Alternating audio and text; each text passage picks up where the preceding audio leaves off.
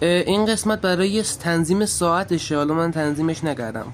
این قسمت برای بلوتوث، این قسمت برای رم، این قسمت برای iOX.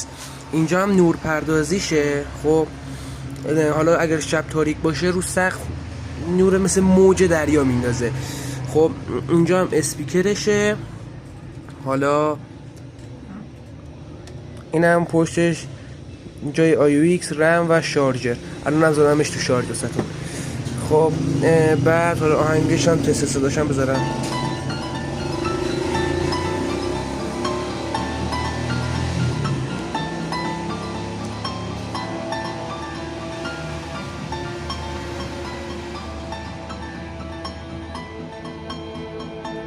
بین ما فوق‌العاده بود، هم داده بود انگار دنیا به ما این رولو داده بود، بریم تا آخر.